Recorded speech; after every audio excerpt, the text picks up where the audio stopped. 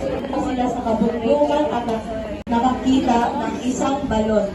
Pumunta si Don Juan sa ilalim ng balon at dito niya nakita ang kagandahan ng lugar.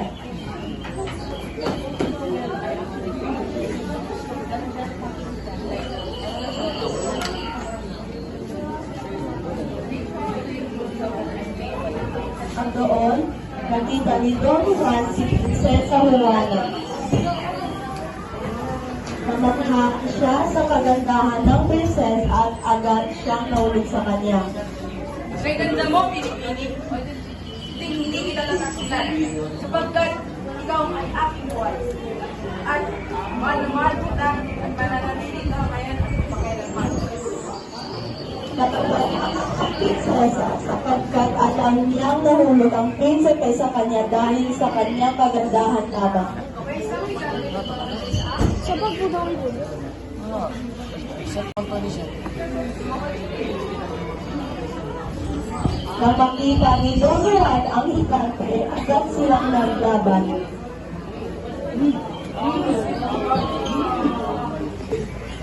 Sa lakas at bilis ni Don Juan, agad niyang natalo ang hikante. Matapos ang ilang sandali. At sino ka? Paano ka nakarating dito? May ahas na lumantay sa akin. Paano mo ito nanampasan? Pagkatapos ng kanilang pag-uusap, narinig ni Don Juan ang tunog na gumagapang na ahas. Nang siya tumalikod, nakita niya kalapit ang serbyente. Naglaban sila dalawa.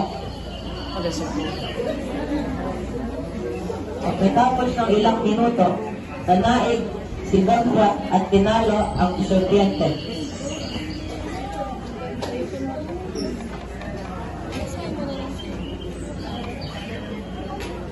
Nang baangat na ang mga prinsesa, si Don Juan ay nahulog dahil pinutol ni Don Pedro ang tali. Nawalan ng malay si Don Juan matapos ang pagbagsak. Sa palasyo ng Verbania, si Prinsesa Leonora ay nababahala para kay Don Juan.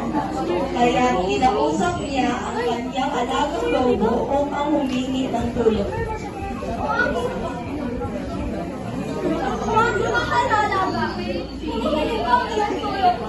Hanapin mo si Don Juan at protektahan mo siya. Ingat ang mga aking iniibig. Agad pumunta ang lobo sa balat at nakita si Don Juan na nakahagusay sa dahig. Mabilis niya itong tulukan at pinagaling. Saka tahimik siya umalis upang hindi siya mapansin ni Don Juan.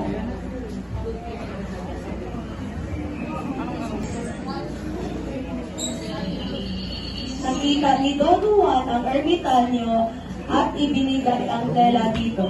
Matapos dito, tinulungan siya ng ermitanyo sa pamamagitan ng mga direksyon. Gamit ang unicornio upang gabayan siya sa kanyang paglalakbay.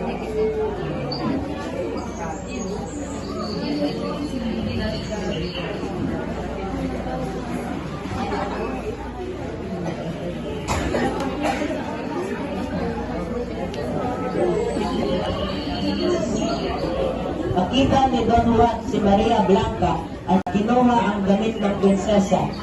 Mahigpit na niyakap ito na para sanggol.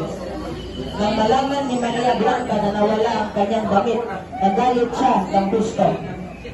Sino ang kumuha ng aking damit? Narito, prinsesa. Ako'y nanghihirap ako. Ngunit nang humingi ng tawad si Don Juan, tinatawag niya ng prinsesa.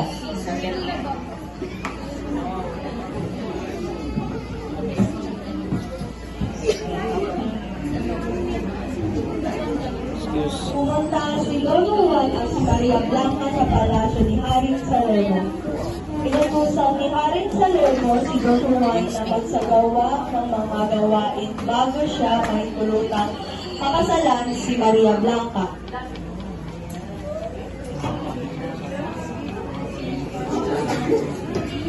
Ang mahalaga ng anak ko. Auto punch pala. Like this one? Ha?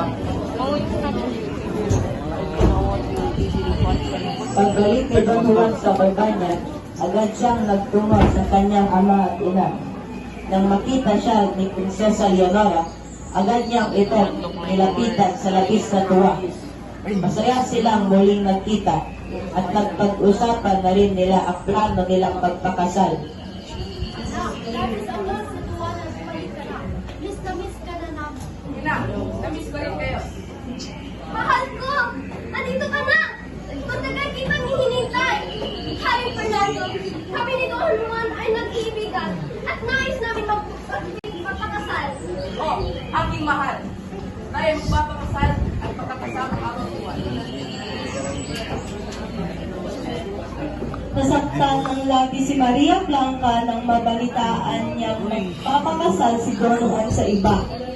Agad siyang magtungo sa kaharian ng Barbanya at humarap kina Haring Fernando, Reyna Valeriana at Don Juan upang makausap sila at ipaliwanag ang kanyang panig. Magandang hapon. Ako po ang para kay Don Juan. May linya ba? Ang lalaki. Ano ba ang nais mong ipakita? At sino ka ba? At anong ginagawa mo dito? Para. Nang makita niya ang nagrita na nasaktan, bigla siyang nagpaisip at naalala si Maria Blanca, ang prinsesang minsan nagligtas at nagmahal.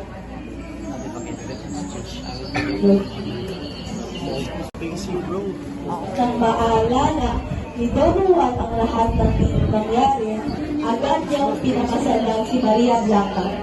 Si Prinsesa Leonora naman ay pinakasal kay Don Pedro.